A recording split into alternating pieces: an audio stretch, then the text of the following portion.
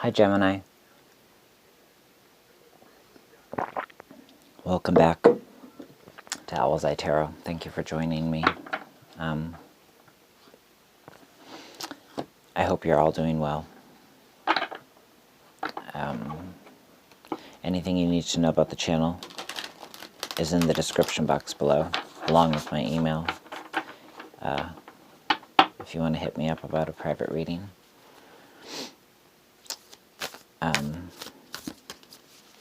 I hope you're all staying calm during this time of uncertainty.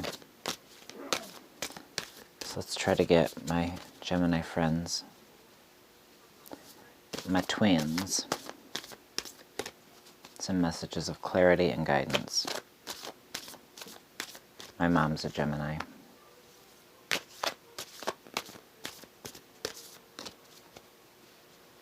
So I feel very in tune with the Geminis.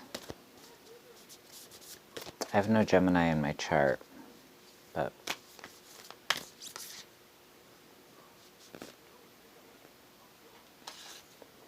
for heaven's sake, they all fell. I saw which one wanted to come out.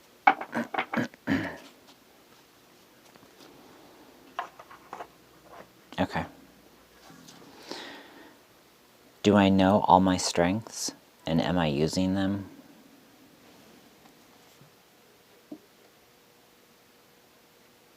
It's hard for the camera to pick up on just how gorgeous these cards are.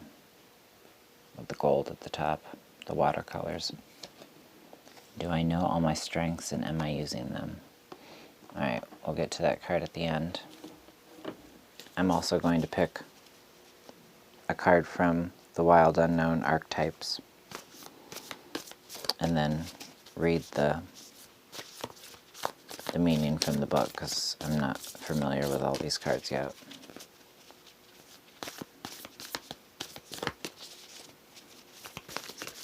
But I'm finding this deck to be very helpful and very enlightening.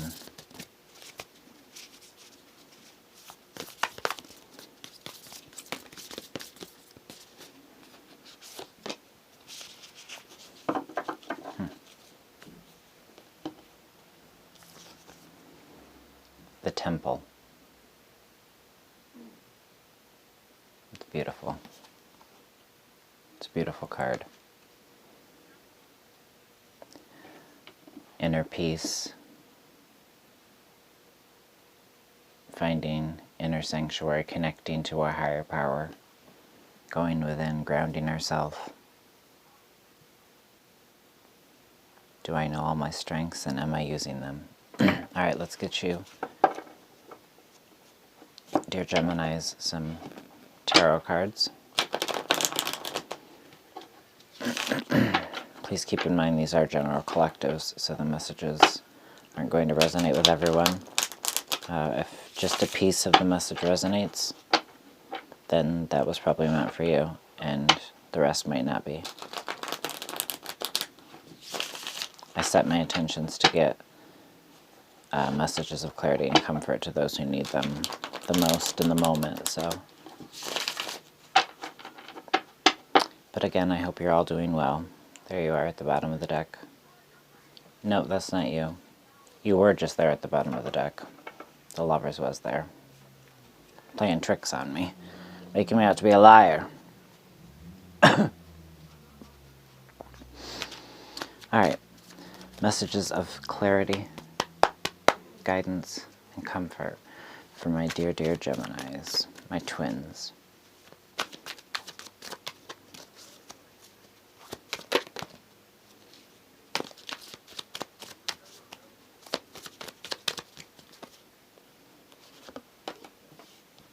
First card out was the Two of Coins.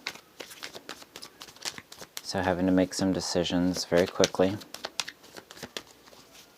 Having to make some choices because you can't, keep all options kind of up in the air. You can't keep juggling all the options.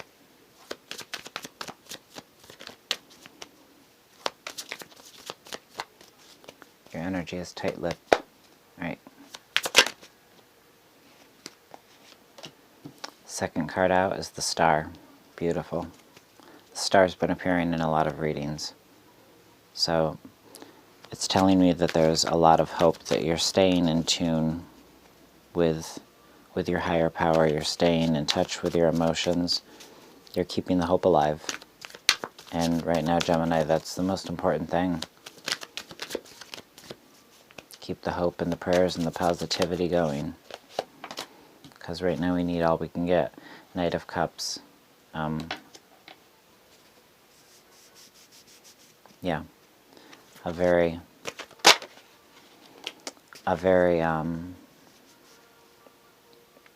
not immature, that's the wrong word.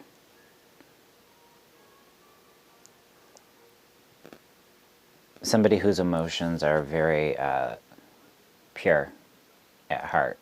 My camera is doing that funny skipping thing again. It's pissing me off.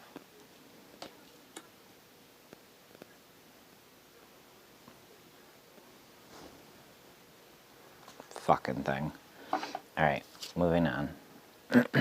We have the Six of Coins as your fourth card out. I'll show you the cards as we go.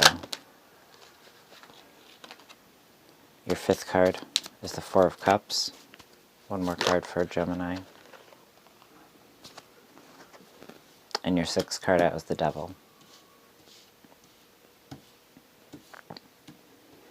Now, since it ends on a card that a lot of people misinterpret as being scary, you know, when the last card out is like the Devil or the Death card or the Tower, I like to pull one more. Bang. Okay, it's the Nine of Swords, but it makes sense, so don't panic. Alright, overall feel.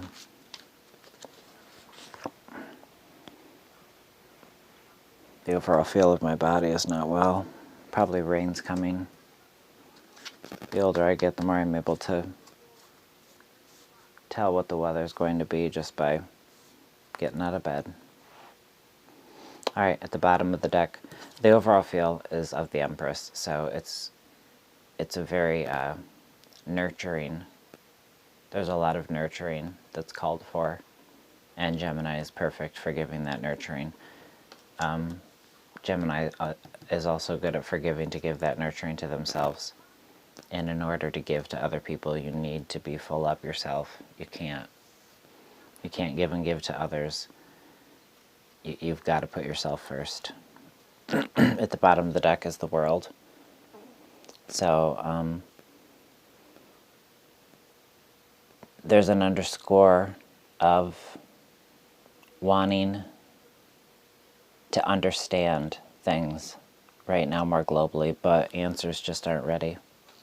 At the top of the deck is the Page of Cups, which is also giving me that vibe of trying to manifest, trying to figure something out, trying to understand.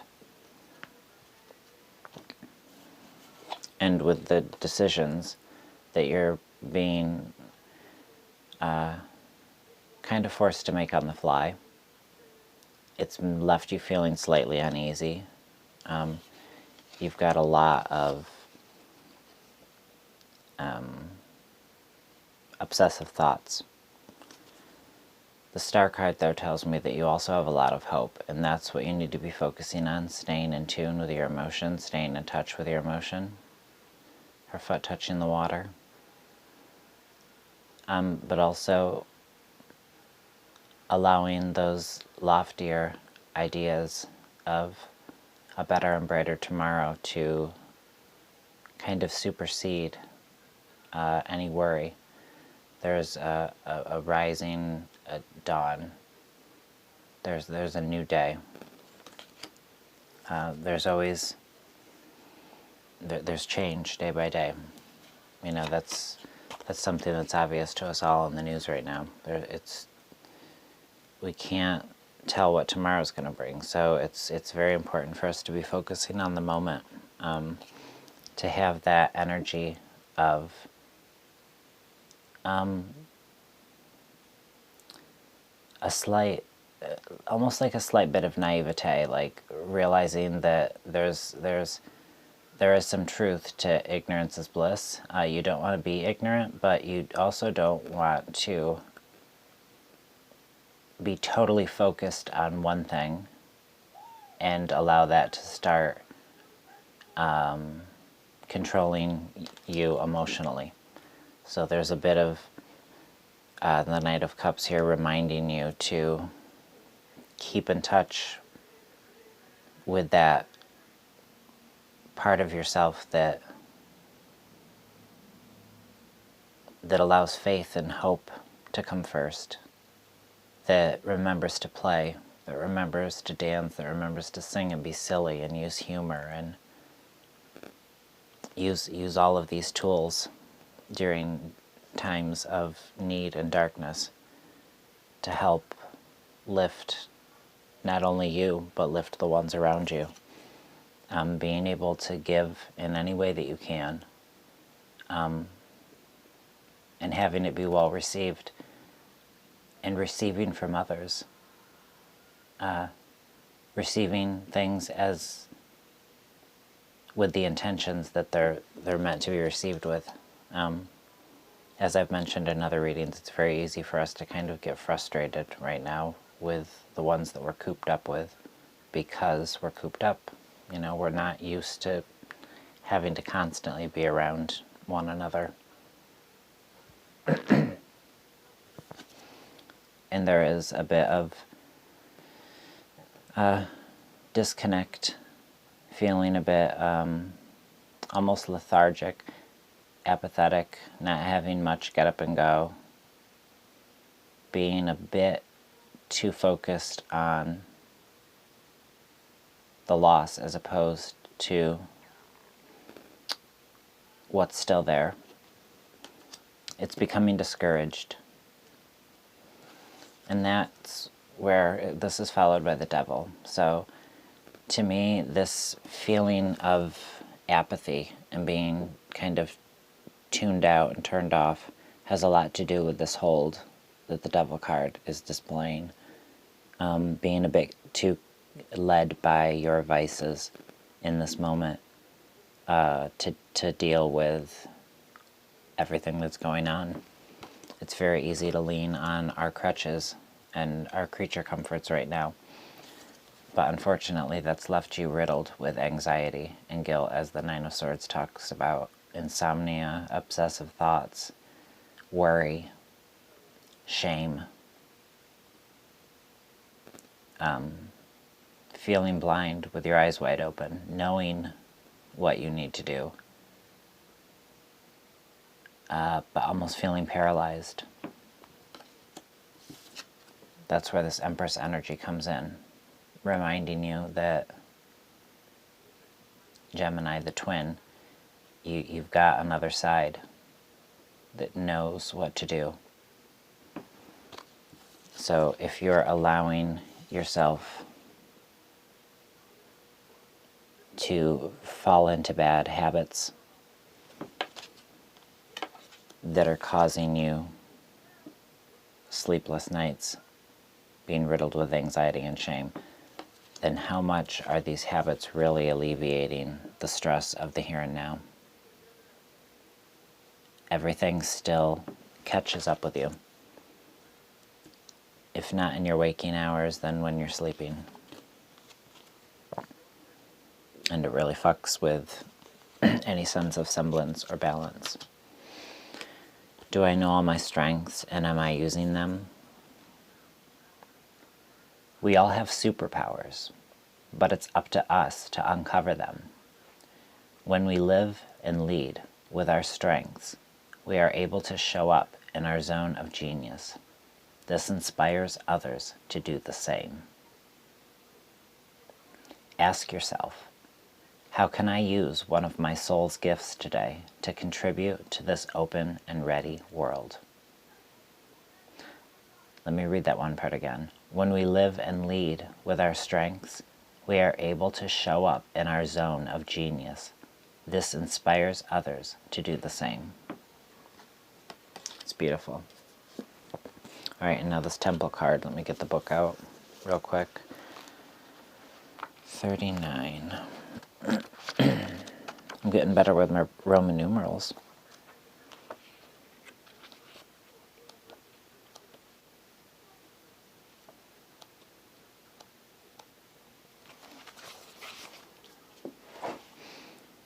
The temple, the sanctuary, the shrine, the altar.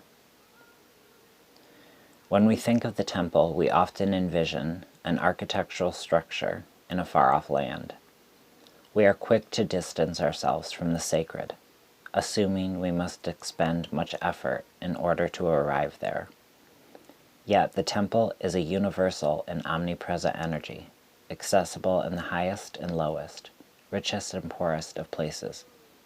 Visiting the temple might be as simple as stepping into the dappled light of the forest, slowly and sensuously kissing a lover. Not now, remember your social distancing. Or closing your eyes to travel inward. This card is a call to re-examine what you pay homage to and what you reject. What do you spend your time worshiping? Your phone, your money, your material goods? What barriers do you draw between yourself and the sacred? Perhaps there is room on your altar for something new, something surprising. Offer it to the heavens. The ancient yogis saw the body itself as the temple, every function and feature of it as an expression of divinity. Build a shrine today with found materials. Don't spend any money, only time. Though indeed the temple travels with you, this card is interwoven with the pilgrimage. This card is interwoven with the pilgrim archetype. If you've been longing for a spiritual journey, book your ticket now. Wonderful, Gemini. Alright, this reading seems clear. Like, whoever it resonates with, you know what you need to do in order to change your world, in order to manifest and create emotional stability for you and others. You've got a lot to give. Alright, don't forget that. And you're loved. I hope you all stay very well, my Gemini friends. And until we speak again, take care of yourselves and stay calm. Alright? Bye, guys.